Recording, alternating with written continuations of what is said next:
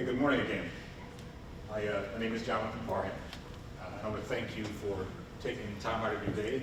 I have the distinct pleasure of being the last presentation before lunch, and the double distinction of being the last presentation for the entire conference. So I can't thank my presenters enough for placing me here, and I'm not being facetious, I'm actually being serious, because what I'm hoping is that the last thing you hear is the first thing you remember, and that is that this is some really significant information that can, and I'm not using hyperbole, it can change your life. So what I like to do, give you a quick overview of who I am and my background. Again, my name is Jonathan Parham. I've been involved in government work for about 31 years now. I'm currently the business administrator for the city of Rahway, more like a city manager. Before that, I was Rahway's police director for about 2 years. That's a civilian position. Before that, I was at the county prosecutor's office as a director of countywide police training and policy development. Before that, I was an undersheriff with our sheriff's department. And then before that, I was a police officer with the city of Linden, where I retired as the chief of police after 25 years of service. I had a pretty interesting career. All of that I think is important for me. I'd like to explain why I think it's important for you.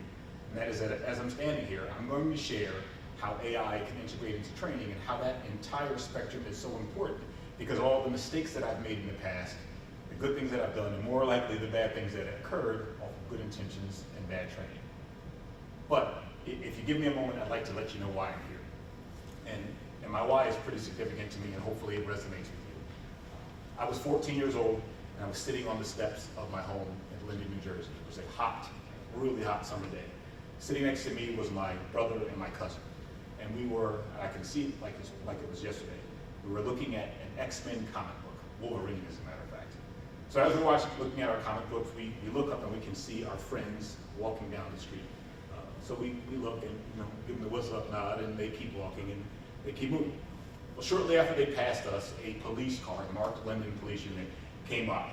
We could not hear what was being said, but it didn't look like things were going great. They stopped my friends, they pulled them over, they got, the officers got out the car, they put my friend's hands on the car. I remember a really, really hot day, so as they pulled back from the heat of the car, the police pushed them back down. Again, that happened a couple times, to the point where one of the police officers literally grabbed my friend's head and pushed it down onto the car. So I'm watching, and I'm amazed and upset and trying to figure out what I should do, and which was nothing at that point. So I continued to watch.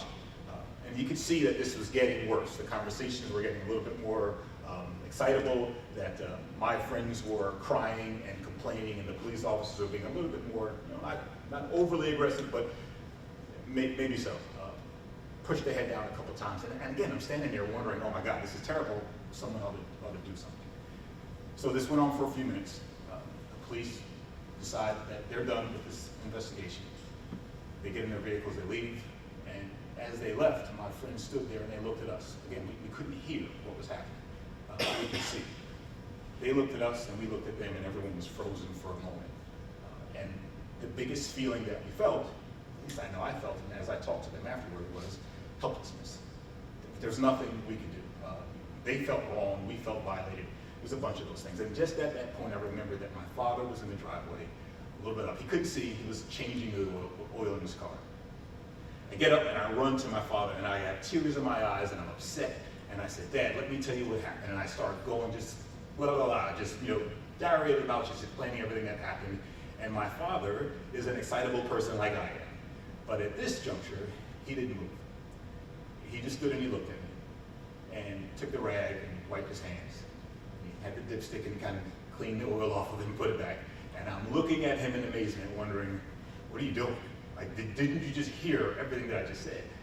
So he puts the dipstick back in, he closes the hood, and I kind of blurt out excitedly, what are you doing? And he looked at me. Now, at the moment, I'm scared for what I said to my father and the way that I said it. And just at that moment, he reached out, and I literally thought he was actually going to punch me. He reached out and he grabbed the back of my head and he pulled my head to hit his head, shoulder, his forehead touching mine. I can literally feel it right now. And he said, if you have something that you want to implement, that you want to do, that you want to talk to me about, that will solve this problem, then keep talking.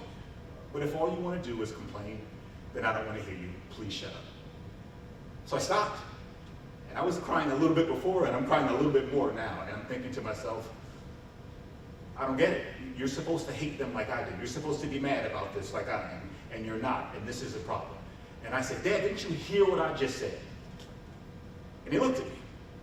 And I figured if he let me get away with that one, I'm going to try a little bit more. So I said, come on, Dad, somebody's got to do something about this. And when I said that, he took his other hand and he grabbed the back of my head. And now he's got both hands behind my head, and he is pressing my head on his, and I can feel it right now, and it is literally hurting. And he said, this is good. And I was confused. I couldn't understand what that was about. I said, I don't get it. He said, well, you know, son, when God puts you in a position where you say to yourself, somebody's got to do something, well, the somebody's you. And the something you will probably spend the rest of your life trying to figure out. That story gives me chills now. It gave me chills then. But there's a twist to it. That's the story that made me want to become a police officer. Because I said to myself and to my friends and to my father, I'm going to make certain that no one ever gets treated like that again. I'm going to be the hero for this neighborhood. I'm going to make sure that we do it right. And I went to, some years later, I went to the academy and I graduated. And the night that I graduated, my father pulls me aside and says, wow, son, I'm really proud of you. This is really impressive. You went through a lot. You're going to become a police officer. But he said, but I just don't understand why you chose policing. And I was confused at that point. I said, but Dad, don't you remember the summer heat and the kids and the oil, and I thought she was going to punch me and all that whole stuff. And he looked at me, and this is the only time I had ever seen my father cry in my entire life. He had tears coming down his face, and he said, if I knew that conversation was going to lead to this, I never would have said anything. And I was still confused. Like, I still don't get it. What are you talking about? What my father was telling me is that the love of a father is a good father. It just crosses all boundaries. And what he was saying is, my job is to provide and protect and prepare. And I can't do anything for you if you're going to become a police officer. The only thing that I can do to you is give you good lessons, and hopefully that they'll sink in. Well, the reason that we're all here is because there's something in you, in your life, where you said, yeah, somebody's got to do something about this. Like, this isn't right. This doesn't have to be this way. There's a better way. And the reason you're here is because you believe it's you, whether you want to admit it or not. It is you. And it is our job to find that thing, to cultivate that thing, to make things better. And AI, I believe, is one of the most significant tools that we're ever going to use in our lifetimes to help us solve that problem of someone's got to do something about this. So within this hour or less that we have, I won't waste your time, because your time is the most valuable thing you have. But I am going to make you a couple of promises.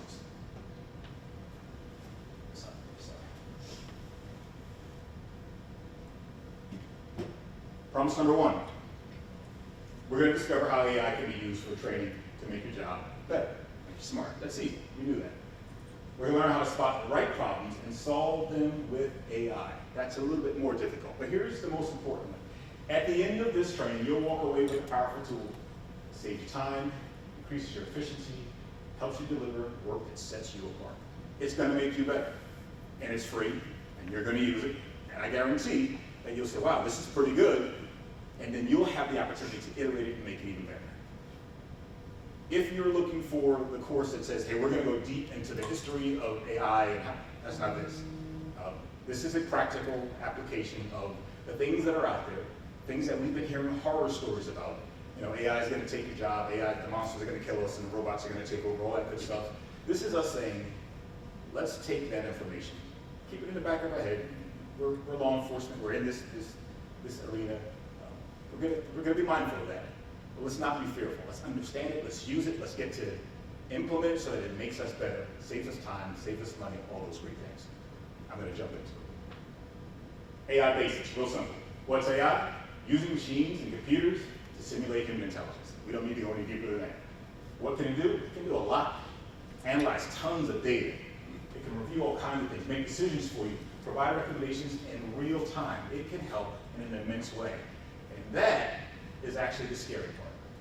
The scary part is if we mail it in, if we utilize these tools to do the work for us instead of using it as a supplement to us, then we are heading for problems. How are we going to use it? Well, it's a 24-hour, 7-day-a-week resource. Those of us that have been in patrol at any point in our lives, or drove a road patrol car, or worked in law enforcement, We understand the culture of policing. And as I got older, I learned that it wasn't just policing that had this culture. Let me explain. So when we had a shift muster, at the beginning of shift, and the sergeant gets up, the lieutenant gets up, and they said, here's your car assignments, here's what's going on, here's the new laws that we're talking about, here's the new policy.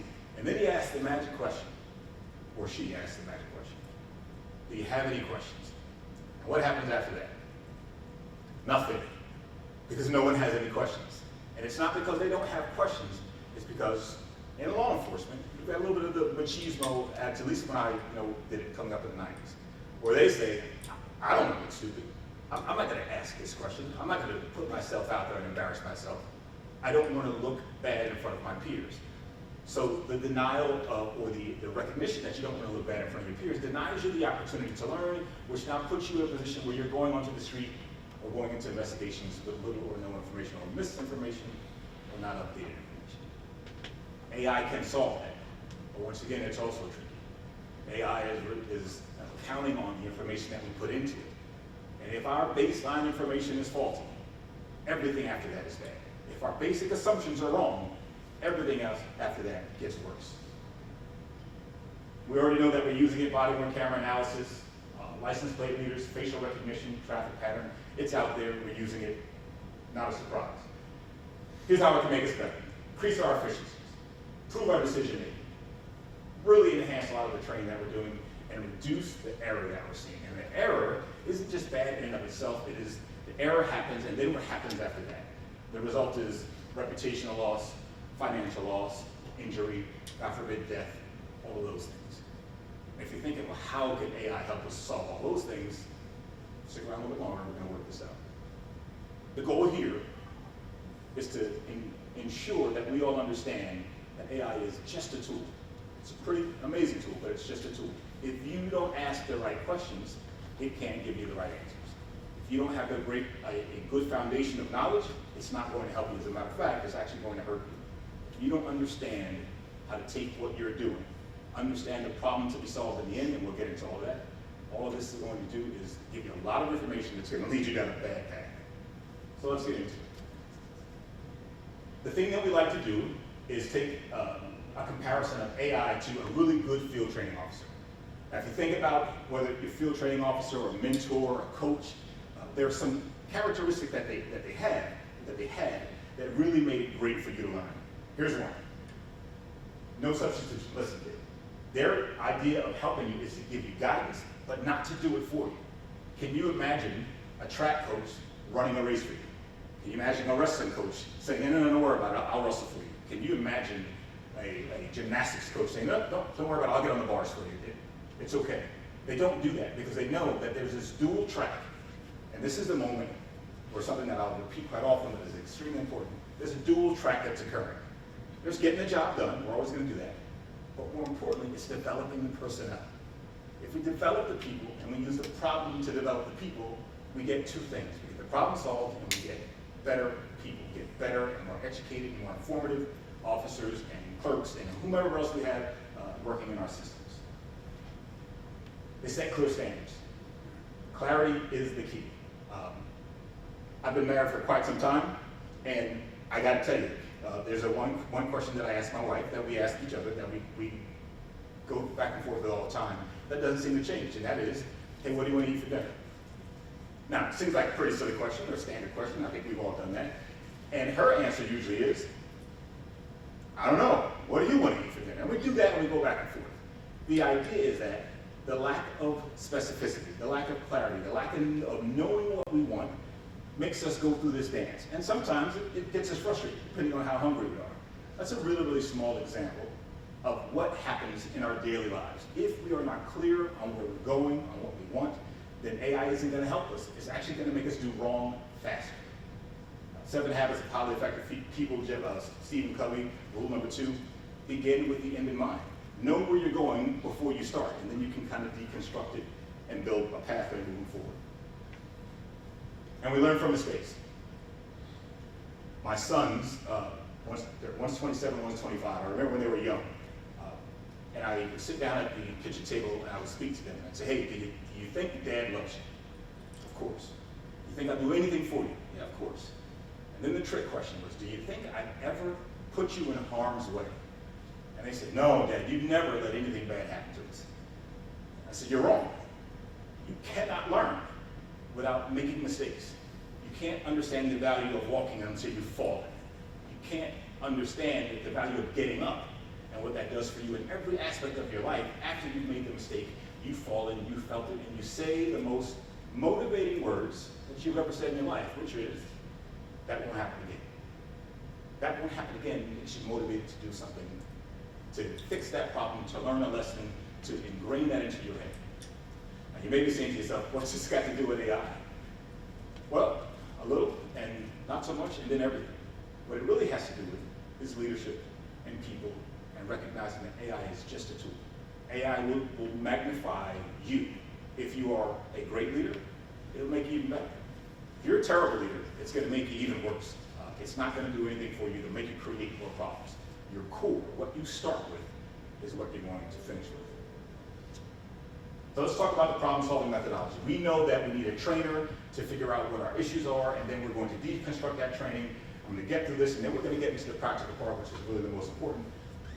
We're going to identify a repetitive problem. What is it that what are our pain points? What's making us stay up at night? We're going to measure the impact. As a result of us staying up at night, that problem, what's it doing? How's it hurting us reputationally? How's it hurting us financially? All those things. We're going to break down that process, define success, where we want to end up. We're going to assess AI's potential to help us, and here's the key. If AI can't help us, then we don't need it. But if it can, and how can it help us? It can help us to improve our workflows. It can help us do things faster, more efficient, give us better information, analyze more data. If we have a problem with getting all those things done, AI can fix that if it's worth the effort. And finally, we implement and we monitor that problem. That's the deepest part of what we're going to talk about today. The rest of this is us actually talking about and working through a problem. And the problem we're going to talk about is report writing. So I'll start off with a question, and I'm actually going to need your input. Has anyone read a terrible report in their life? Raise your hand.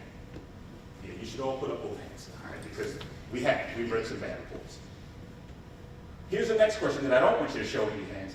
Have you ever read so many bad reports that you say to yourself, I'm tired of correcting these reports, I'm just going to let it go the way it is? Don't raise your hands. You should probably raise both hands there, too, because we've all done that. We get so tired of correcting a report, we say, this guy's getting it, this girl isn't getting it, what the heck, and just, okay, we rationalize, this is a nothing, this is not a big deal, we'll move on, this report isn't going anywhere until it does, and then we're embarrassed. So let's take a look and let's dissect the problem of report writing. Impact. An incomplete report does what? It results in incomplete or flawed reports, or incomplete information gathering. Right. Incomplete reports then create challenges for investigators to build strong cases. Missed investigation opportunities reduce chances of creating a courtroom-ready report, and finally, prosecutors downgrade or dismiss cases, leading to justice being denied. It may seem like it's a big deal, like we're blowing this up, but bad reports equals denial of justice. It's just that simple. A bad report equals denial of justice. It means a whole lot of other things, like unprofessionalism and about all those things. But ultimately, series of bad reports means that the victims, who we've sworn to protect and sworn to help, can't get the justice they deserve. And we're literally going to jump right into the practical, which is this. We're going to talk about building a chatbot, a conversational chatbot that does report writing for the officer. Now, let's talk about some of the problems with that. The very first thing that I heard when I did this, when I created this chatbot, was it's dangerous. You have to worry about privacy. Understood. We'll address that. The next thing that I heard from a lot of the chiefs is it's going to dumb down the officer. They're not going to know how to write reports. It's going to be a tool for them to just become lazy. The courts are going to lose their minds over it. I mean, we're going to have to worry about contemporaneous notes. All those things become issues. All that. Part of understanding the problem to solve is also understanding the hazards, things that people are complaining about. You have to take all that into consideration. You can't just dismiss it. So let's take a look at the root cause, skill deficiencies, and investigative techniques. A bad report starts off with, or it could start off with, a person just not knowing how to gather the information that is needed to complete the report. Simple. The next thing is they don't know how to write a report. They have poor writing skills. Now, again, the question, think in your mind, you don't have to raise your hand. Have you ever sent a person to report writing to school or training, and then they came back and they wrote another report and it was just as bad as before they left? Yeah, that happens too. The idea is that it's not just about do they know how to write a report. There's a ton of other things that go into it, and we're going to work on that. Do they know how to read? Do they understand read comprehension? And are they getting the feedback on the report? Have we, managers, supervisors, leaders, have we gotten to the point where we've said to ourselves, I'm sick of reading this report, I'm tired. Again, as I circle back, the goal here is to take a legitimate problem that you have, take AI and show you in a practical way how AI can not only help you get that thing done, but you can develop the personnel, the people that are using the tool at the same time. Here's our methodology. We start off with a very, very simple phrase. What is the job to be done? Where do we want to end up? We know that in the end, we want to have a product, we want to have a service, we want to have something completed. If we start there, if we sit down and understand the thing that we need to create, AI is going to help us out. And what is it? We want to create a courtroom-ready report written in the first person, active voice, past tense, in chronological order at a 12th grade level. That makes sense. And all of those things make sense as we're looking at it. Why? Courtroom ready, because ultimately that's where they're going. Right? And we want to have a report that can do that. First person, because again, a lot of people just don't know how to write reports. Active voice, hey, I was there and this is what I did in the past tense, chronological order from A to Z, 1 to 10, at a 12th grade level, because in New Jersey, actually, the state has modified a bunch of the entry level and the supervisor exams at the first level, sergeant's level, to be at an 8th grade level. And we actually had a federal court case 10, 15 years ago where they threw out all the results of a supervisor's exam because they said it was not written at an 8th grade level. That should trouble us. It should trouble us that our supervisors are meeting the standard of an 8th grade. But we should also recognize that is what it is. But here we can write a 12th grade level report and we'll do that. Knowledge base. Okay, so your coach now says to you to do something and you trust that coach because you know she's been there.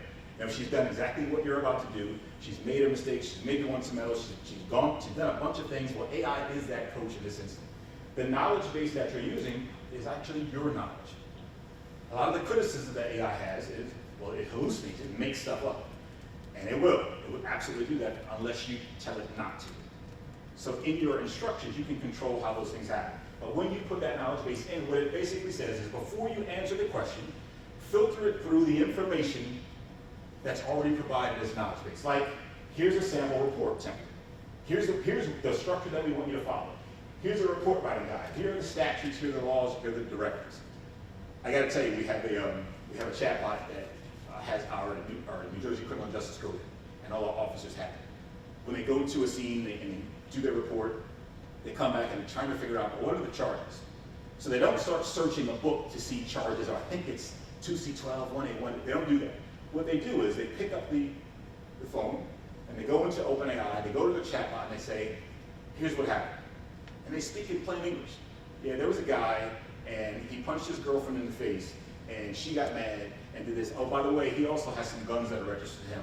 What should I do? And the chatbot answers. And it answers according to the knowledge that you gave it. And it answers according to the statutes. Now, some may say, well, we want them to know it. And I would ask, what's more important, them getting it right, or us trying to kind of hold their hand through the process? And I'll address the question on how this actually helps them with their training.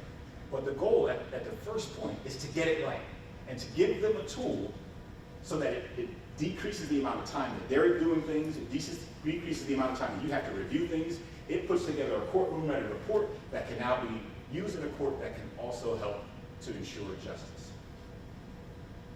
And then it's about instructions. Here's what I want you to do. We know that when we give instructions, when we communicate with people, we are responsible for the message, and we know that they are partially responsible for their response. But if we don't give a clear message, they cannot have a clear response. This is extremely important.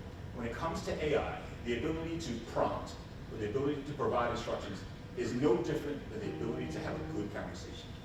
It is to understand who you're speaking to. It's to understand the language that they may hear. It's to understand the noise that you may inject into a conversation with slang or abbreviated words or things of that nature.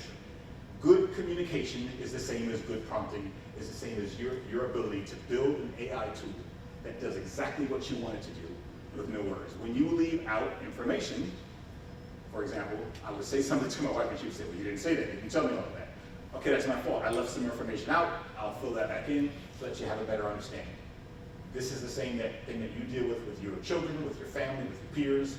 The more information you provide them, the more instruction you give them, the better off their end product is going to be. By show of hands, who has a ChatGPT account? Okay, some, not all. It's not the best thing that's out there, but it's usable. We know that AI is the fastest growing technology that's ever hit the world. We see that, we've been experiencing that. And we also know that the competition is really getting fierce.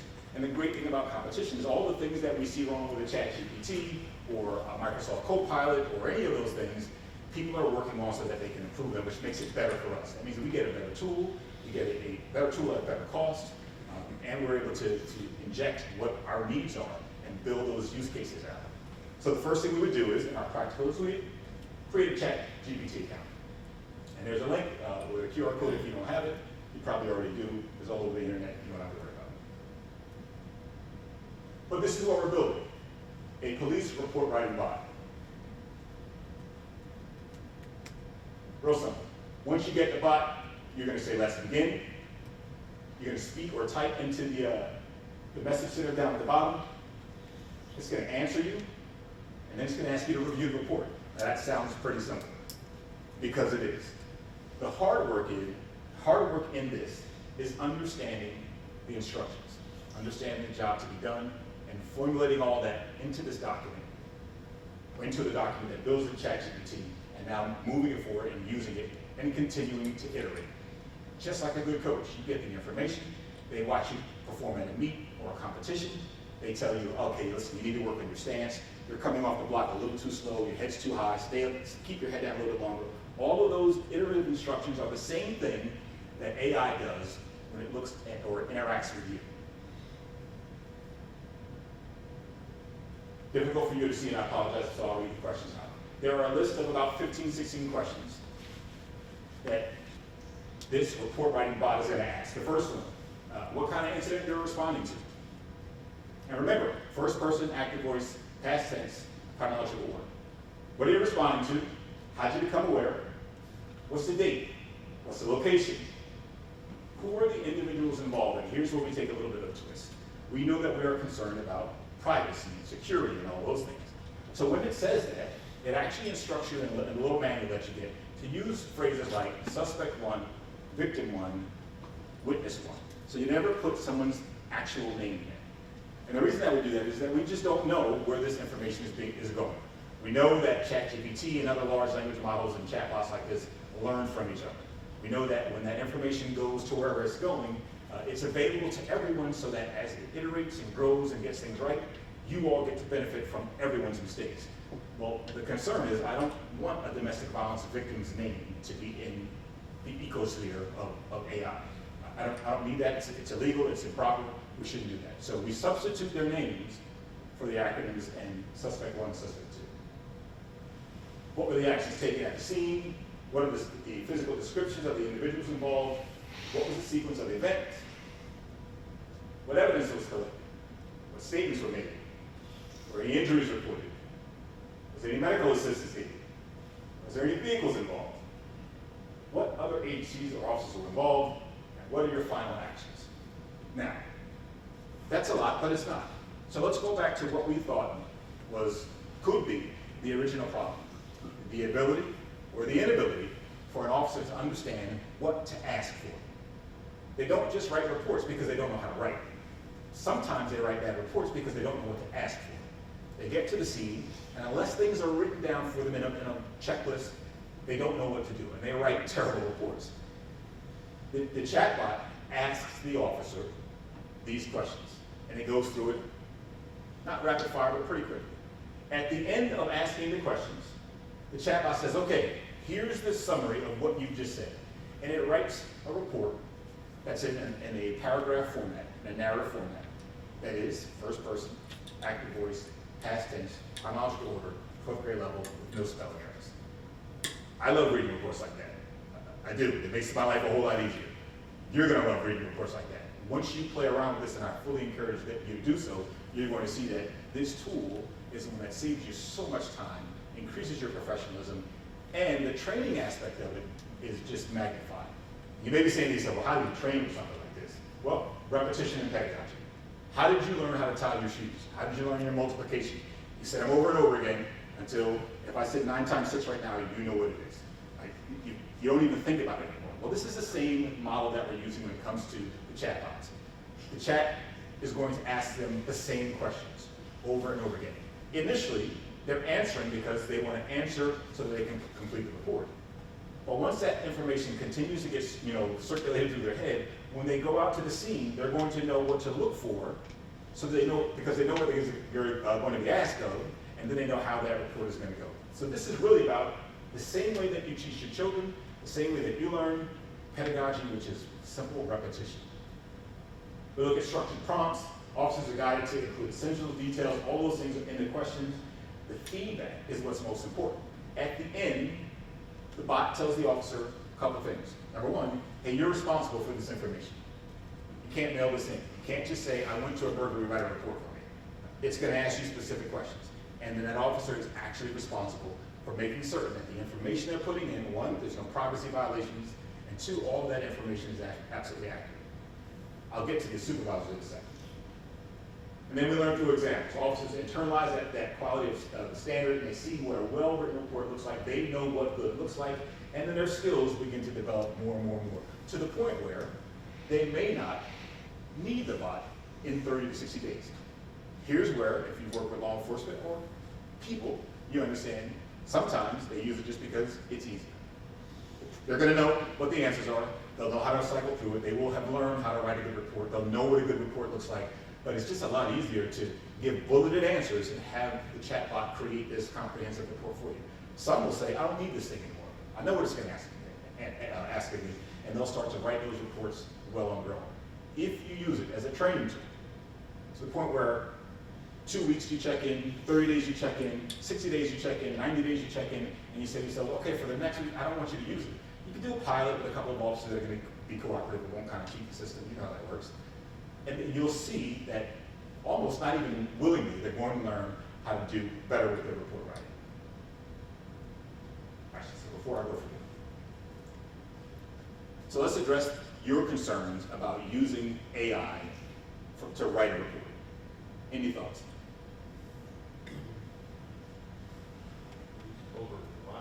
Over-reliance, got it. And the concern about over-reliance is we're going to get to the point where our officers are using a tool instead of their own brain. Does that make sense? I feel the same way. I really do. I weigh that against what's happening now, which is a poor report and us and the prosecutor saying, I can't do anything with this. A poor report and our detective saying, they didn't even get a phone number. I mean, if you've ever been a detective, you know that happens all the time. We don't have a callback. We don't have an email address. Wow, they didn't check to see if there were cameras at the CCTV cameras or ring cameras at the location. How can I even do a follow-up? The car, no one did canvass the area to see what license plates were out there. Like, those things happen all the time. We weigh that against our desire to say, hey, you need to be independent. I think you can get there. You can get to the point where they're independent. But I think you solve the bigger problem first is you're putting out. There we go. I was going to say shit, but okay, I like your answer better. You're putting out subpar.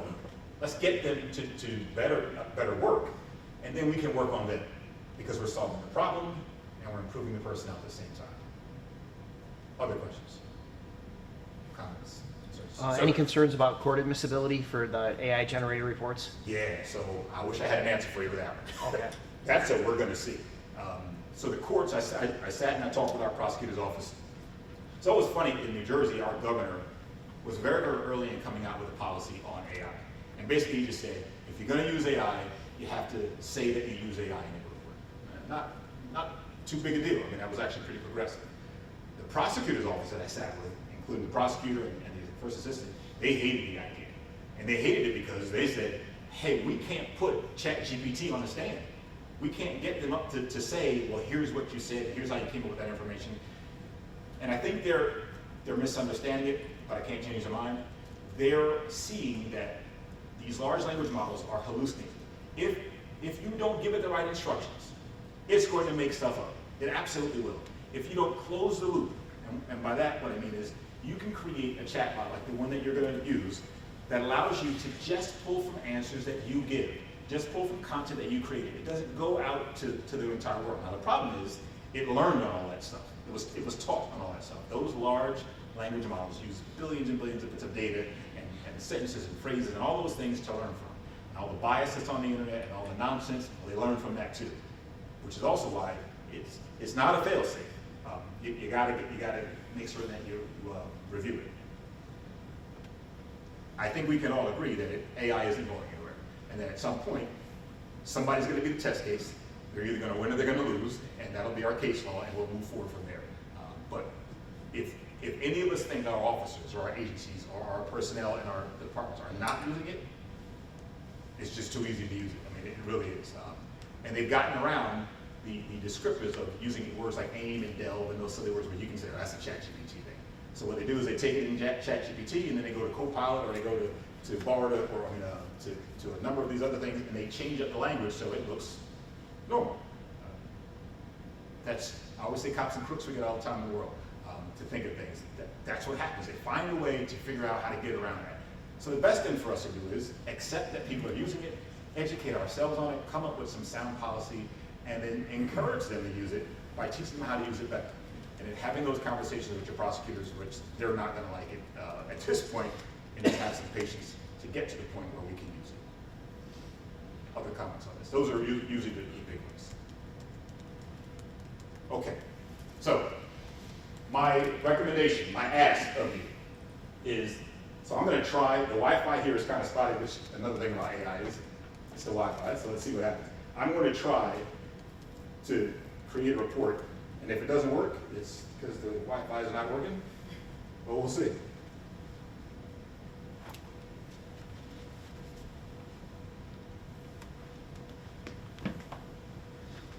I want to create a police report. No good Wi-Fi. So I'm not going to waste our time with that. My ask is that when you go back to your room, you load up the chatbot, you give it a spin, you test it. And I said I was going to talk about supervisors, so let's talk about the supervisors. One of the issues that our bosses had, and all the agencies I work in, is the time that it takes to review reports. So I kept saying, man, listen, how can I get to all the things I need to get to? I'm spending all my day reading reports. Well, chatbot can help you with that as well. You can copy paste, you can actually take the PDF, you can do all those things, load it into the little paper clip and say, review my report. And because it has this format, it's going to review the report, not for tactics or for the law or things like that. It's going to make certain that things are spelled properly. It's going to make certain that there's good grammar. It's going to make certain that it's first person, active voice, past tense, 12th grade level, all those good chronological order, all those things. But if you wanted to do more, and we've created some that do, then it can do that. You just got to be careful to the point that's already made is at some point someone may ask you, did you use any advanced technology to create this report or collate or analyze your information? And you got to come up with an answer and figure out what they're going to do with it. I haven't heard of any cases where they're throwing things out yet, but we know it's coming. It's just a matter of time. So please use it. And there's my email address is on there, and you'll get a copy of this presentation. Let me know what you think. Let me know if it's good, if it's bad, if it's too fast, too slow. We'll work that out. Here's another tool for using AI. Body camera analysis, and I'll just jump right into it. So we know that in New Jersey anyway, every law enforcement agency in New Jersey is required to use body cameras, required to have them. They don't all have them yet, but they're required by the governor to have them. So now we have tens of thousands, if not hundreds of thousands now, of body camera content, which is what? Police performance. So here's how this connects. If you take a look at some of the bad videos that we see on TV, decent person, good citizen, good cop, good administrator will look at that and go, oh man. And as bad as it is, what you're thinking is, this isn't helping law enforcement. Like, the bad actors don't help us. And then you know the path that people are going to take. They're going to say, okay, this person did this bad thing, and now we're going to go back and look at all the other things that they did. We're going to see if they've ever should have been hired in the first place. We're going to see the bunch of things that they've done on video, on body camera, that no one's ever looked at.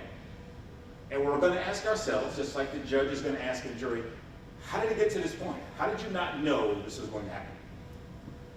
And if you doubt that at all, without raising your hands, I'd like you to think about one person. Think about the person that if they did something so stupid right now that they would get fired, but you work with them just about every day. Think of that person right now. Okay, stop. Everybody's got somebody in their head. You don't even just have one, you got a bunch of people. So think about now, if every time they did something silly, not only broke a law or whatever, but if they did something silly, someone pulled them in and said, what are you doing? Like, stop it. One, observer effect. We're watching. Right? The observer effect makes us act different. I know they're watching, I'm going to behave different. The second one, hot stove. I touch the stove, it's hot, I have a reaction. Now, it doesn't have to be a negative one. It could just be, hey, come in, sit down. We're going to have a talk about your performance. It is not consistent with our training, our policy, or just who we are as an agency. When that happens, officers understand, people understand, if I don't want to get that call, if I don't want to have that meeting, and if I don't want to get called in, if I don't want that report following me this way, I need to change my behavior. And the beautiful thing about policing is because it's so heavy with policy and procedure, it's all laid out for us. You don't have to guess what right is. Begin with the end in mind. Start off by telling your officers, this is what right looks like. And that's what body camera software does. It says, here's a piece of paper. When you go to a mental health call, I want you to do these things. When we look at your body camera, we're going to take a sampling of the amount of mental health calls that you go to, and we're going to ensure that you're doing these things. Now, when you don't do them, we have some options. One, we could counsel or coach you, as we like to call it. We can bring you in and say, you took action A, we'd like you to take action B. Can you tighten it up, please? What do you see? Giving the person an opportunity to look into it. That's pretty good. So you can coach them.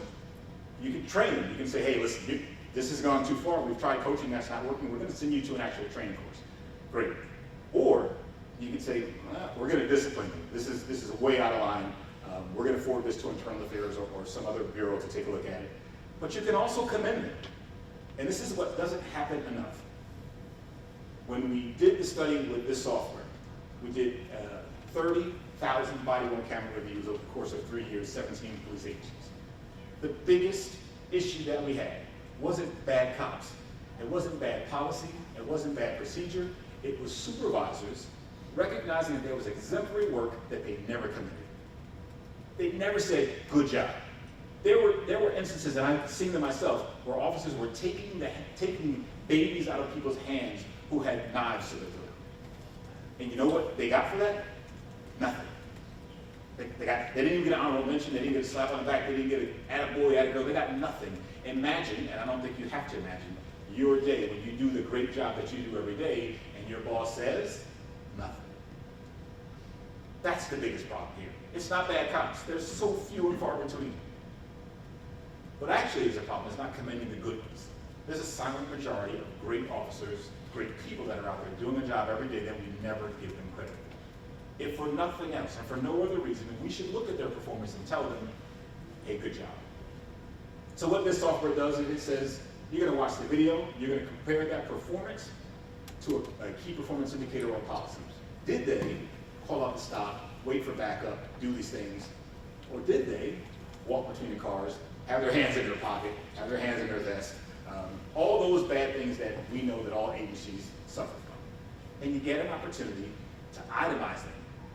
Because I can assure you, whether it's your agency or mine, the first time you sit down with someone and you tell them you did something that is inconsistent with our standard, they're going to say, go ahead.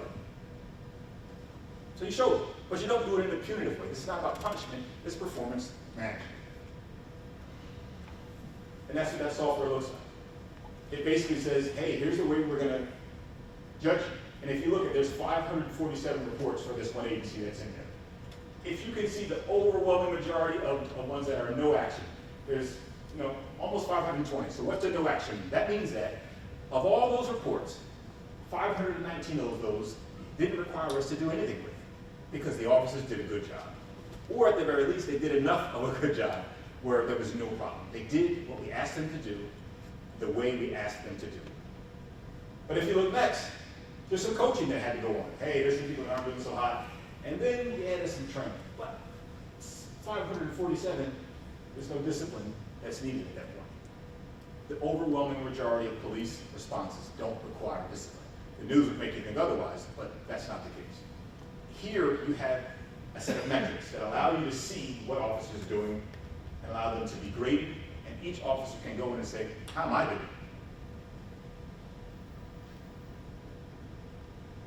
So if you take a look at this race, this is where the officers fill out the supervisors fill out the reports. Each of these things becomes a drop-down menu, but more specifically, when you go down to the specific incident type, each incident type has a set of key performance indicators, or a way to do it.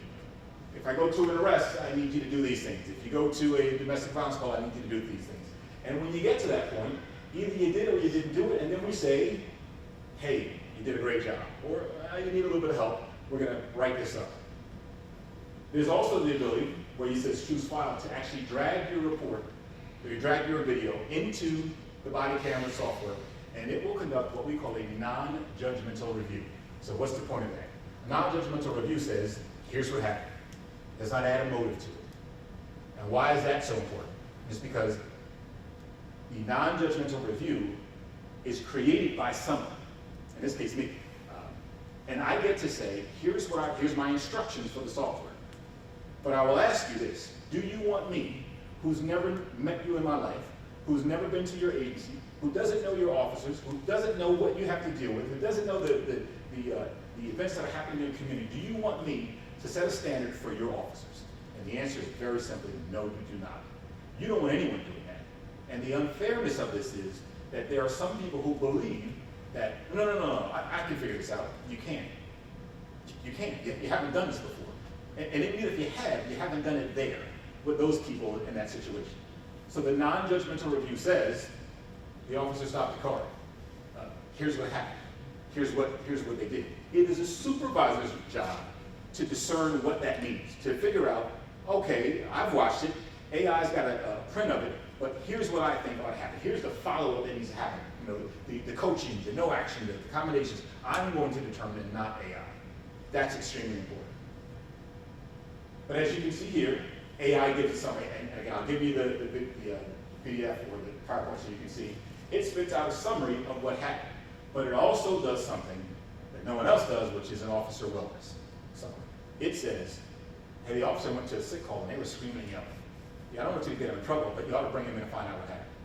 The officer, and then over the course of time, this officer seems to have an issue, or this officer is doing very well. And the issue is not to discipline them, it's to say, bring them in, figure out what's happening in their life, what's going on with their jobs, are they okay? Because as leaders, that's our job.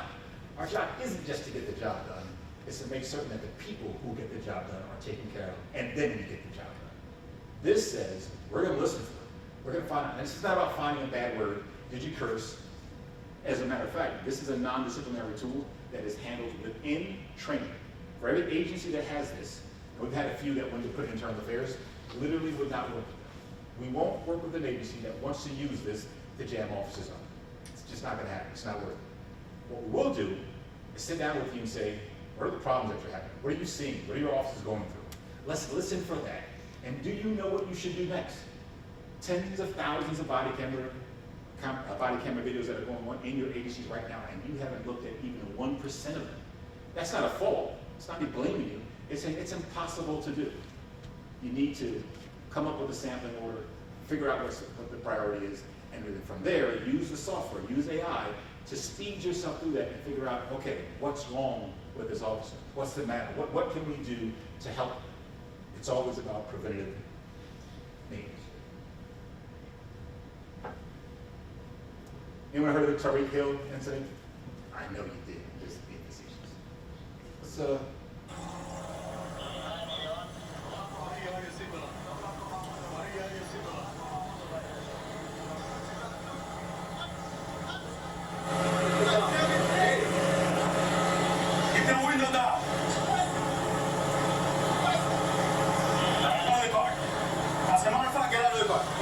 Get out of the car. Give me that right there. Get out of the car. Get out of the car right now. We're not playing this game. Get out. Get out. Get out. Get out. Get out. Get out. Get out. What part of college you understand? Hey, Drew, I'm getting arrested, Drew. I'm getting arrested. I'm getting arrested, Drew. I'm getting out, bro. God. Twin. When we tell you to do something, you do it. I'm getting out. I'm getting out. You understand? Not what you want, but what we tell you. You're confused. I'm getting out, bro. Too late. Too late. All right, bro. Take me to jail, bro. Do what you gotta do, bro. We will. Good, bro. It is good. Hey. Don't worry about it.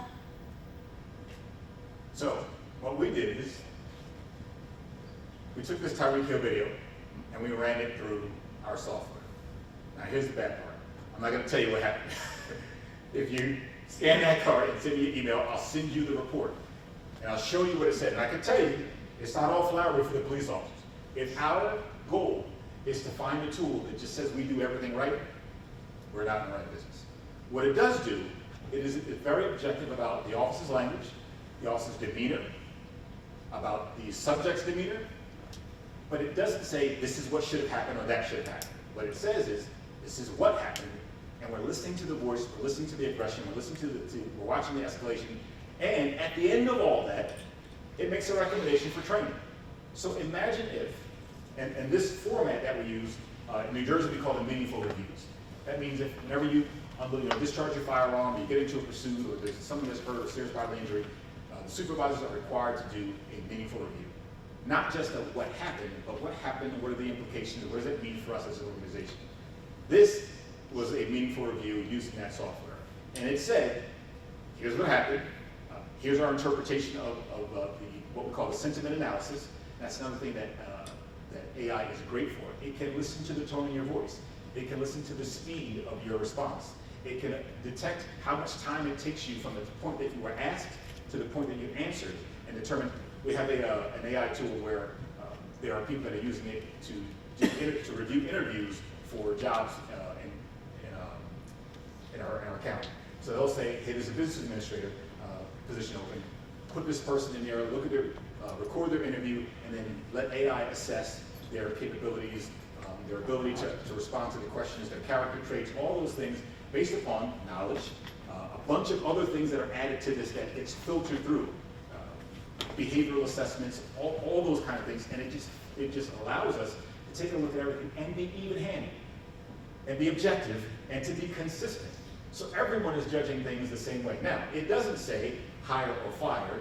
What it says is red flag, take a look. You might want to look at this. It's an issue, or it looks like it's something that may be contrary to your policy, your procedure, or the culture or custom of your agency. When you take a look at the report that comes from this, you're going to see, and I don't think you'll disagree with it, there's something out there that really needs to be done with the officers, and it's not necessarily discipline.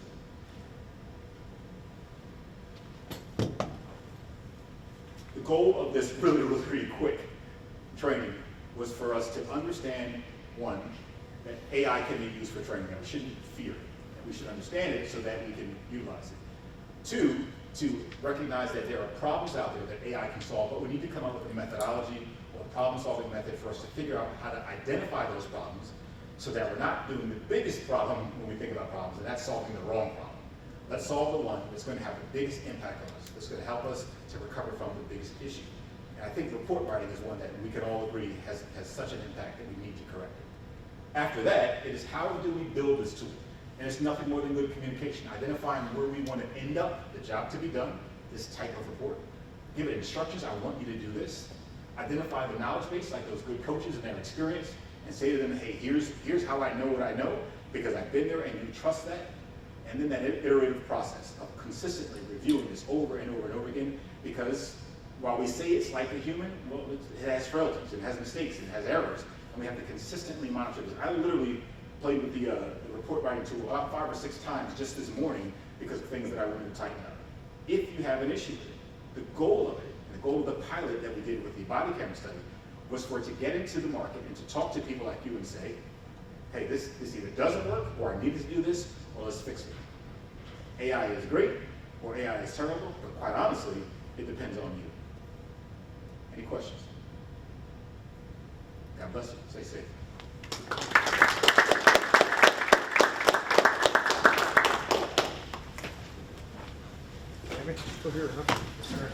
You too, right?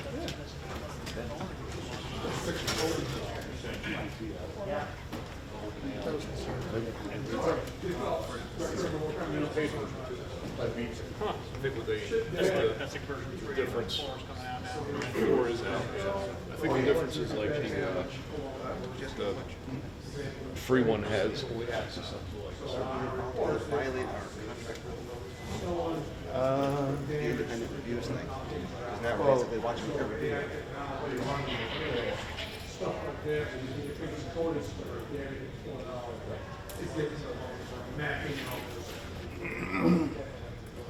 Where's your company's goal? Where are you guys at? So we're mostly focusing on the body camera stuff because it's just so easy. I haven't seen that. Oh yeah, and if you give the cards, I'll get that information to you. But lately, what we've been doing is going to agencies and to